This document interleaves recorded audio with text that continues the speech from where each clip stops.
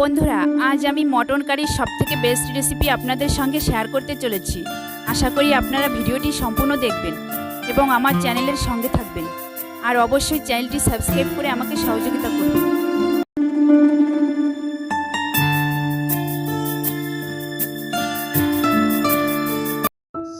নমস্কার বন্ধুরা, আপনাদের স্বাগত জানাই লাবণী ভিলেজ ফুড কিচেনে। বন্ধুরা, আজ আমি মটন কারির একটা রেসিপি আপনাদের সঙ্গে শেয়ার করব। মটন কারির এই রেসিপিটি আমার কাছে সবথেকে বেস্ট বলে মনে হয়। আপনারা পুরো ভিডিওটা শুরু থেকে শেষ পর্যন্ত দেখবেন। এখন আমি খাসির মাংসগুলোকে ভালো করে ধুয়ে নেব।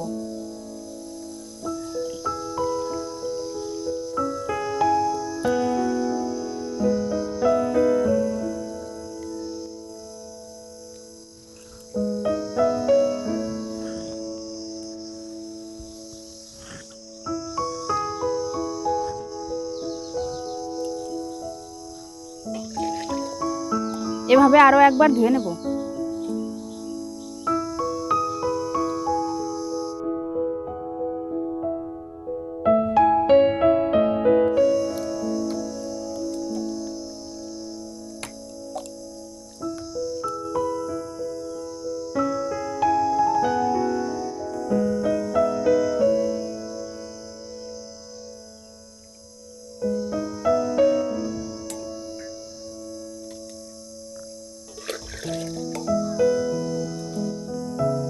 এখানে আমি কিছু সময় এভাবে রেখে দেব, যাতে মাংসটার জলটা ভালো করে ঝরে যায়। চলুন দেখে নিই এই রেসিপিটি করার জন্য আমি কি কি নিয়ে নিয়েছি।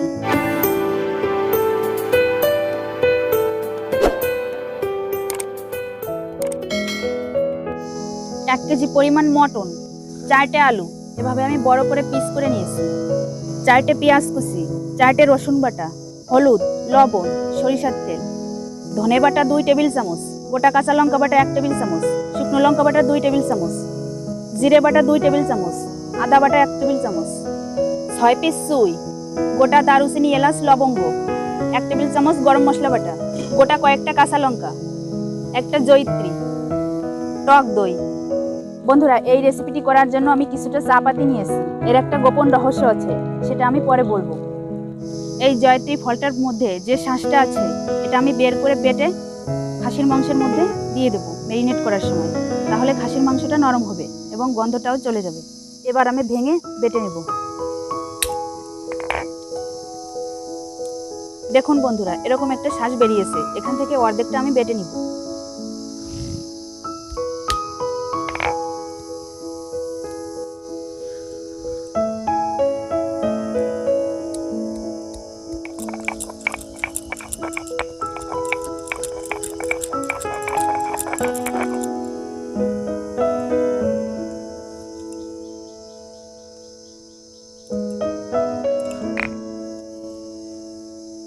এবার আমি মশলা মাখিয়ে ম্যারিনেট করে নিব।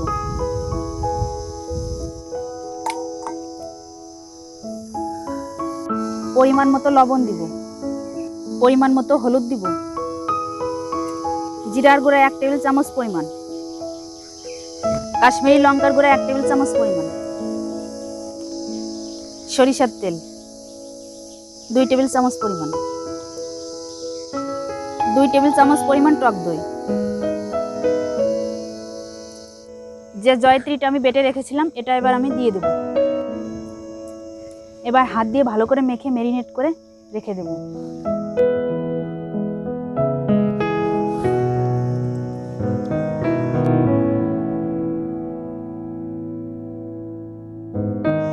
আমার মাখানো হয়ে গিয়েছে। এবার আমি 30 মিনিট ম্যারিনেট করার জন্য ঢেকে রেখে দেব।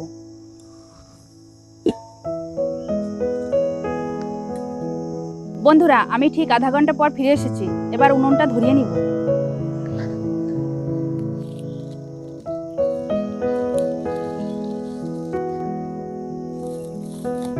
এবার কড়াইতে দেব সরিষার তেল। প্রথমে আলুগুলোকে আমি ভেজে নিব।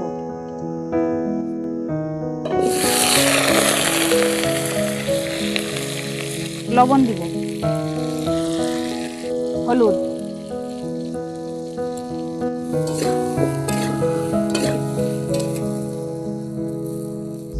আলুগুলো একটু লালচে করে ভেজে নিব।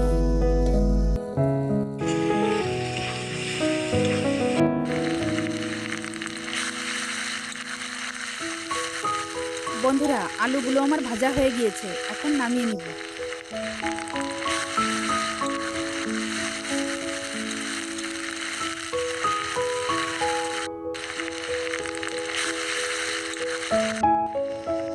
কড়াইতে দিব সরিষার তেল।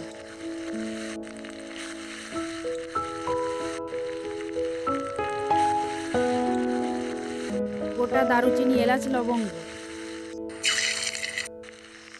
পেঁয়াজ কুচি,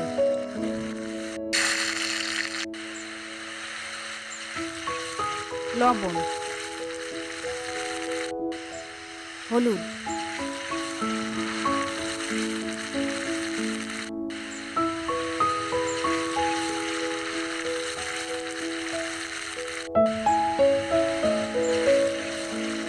পেঁয়াজটা আমার বাদামি করে ভাজা হয়ে গিয়েছে, এখন দিয়ে দেব রসুন বাটা।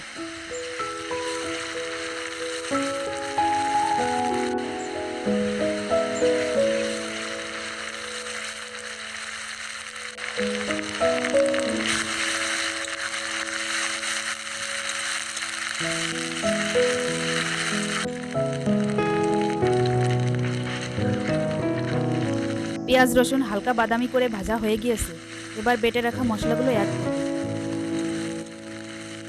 জিরা বাটা 2 টেবিল চামচ, আদা বাটা 1 টেবিল চামচ,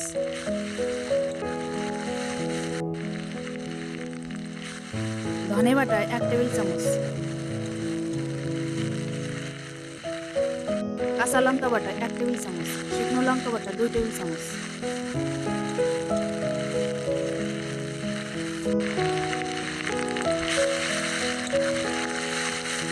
মশলাগুলোকে আমি ভালো করে কষিয়ে নিব।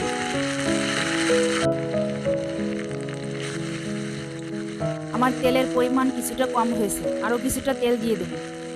খাসির মাংস রান্না করতে তেলের পরিমাণ একটু বেশি লাগে। আপনারা অবশ্যই সরিষার তেল ব্যবহার করবেন, তাহলে স্বাদটাও বৃদ্ধি পাবে, দেখতেও অনেক সুন্দর লাগবে।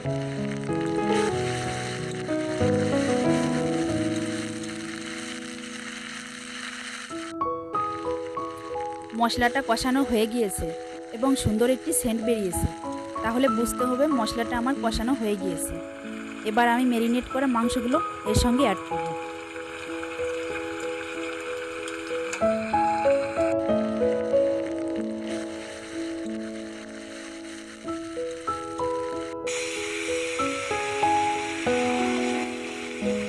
এখন চুইগুলো দিয়ে দিব।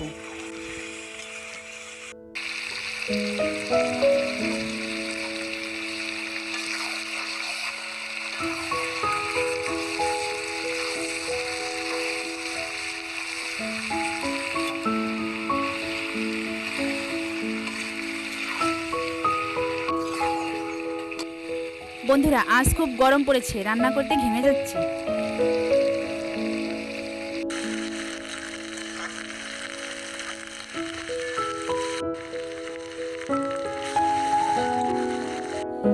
এরকম আমি একটা গোটা আস্ত রসুন ভালো করে ছুলে ধুয়ে নিয়েছি, এবার আমি এর মধ্যে দিয়ে দেব।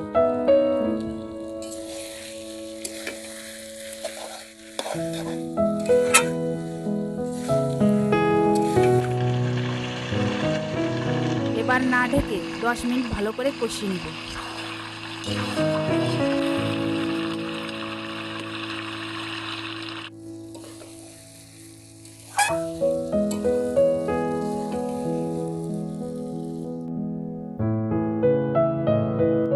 এক চামচ চায়ের পাতি ব্যবহার করে আধা কাপ ফুটানো জলে আমি লিকার বের করে নিয়েছি। এটা আমি এখন কষানো মটনের মধ্যে দিয়ে দেব। এটা জল অ্যাড করার পূর্বে কষানো মাংসের মধ্যে দিয়ে দিলে সুন্দর একটা কালার আসবে। এখন আমি এটা দিয়ে দিব।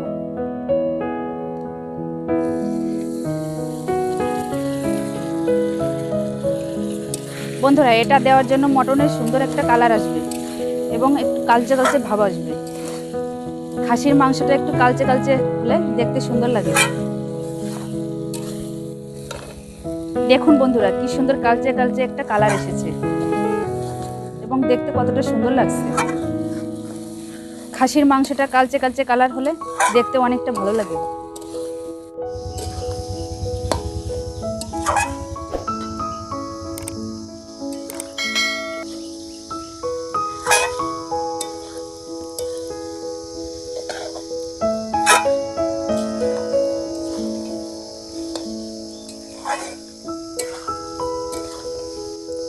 মটনটা আমার কষানো হয়ে গিয়েছে, এবার পরিমাণ মতো জল দিব।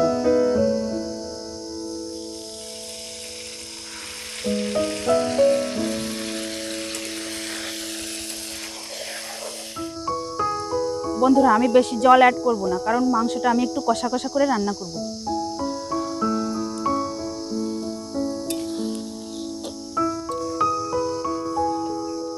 এবার আমি ভেজে রাখা আলুগুলো এর সঙ্গে অ্যাড করব।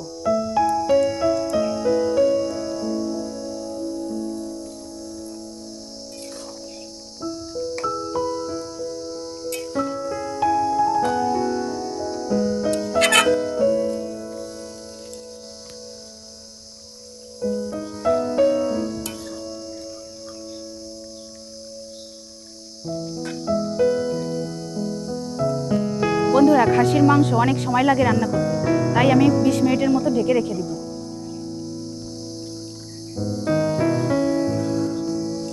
বন্ধুরা, এই 20 মিনিটের মধ্যে ঢাকনাটা উঁচু করে মাঝে মাঝে আমি একটু নেড়ে দিব, না হলে নিচে লেগে যেতে পারে।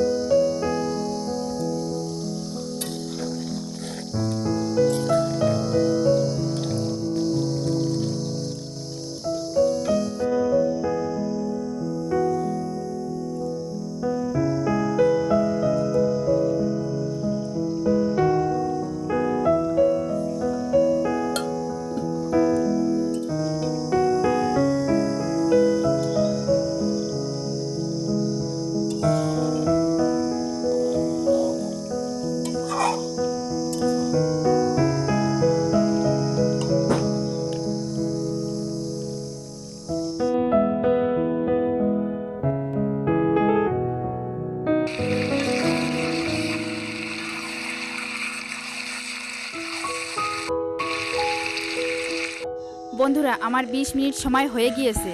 এখন গরম মশলাটা দিয়ে আমি নামিয়ে নিব।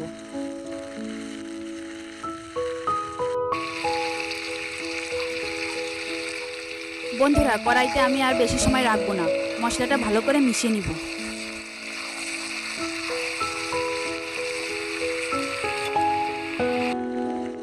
এখন নামিয়ে নিব।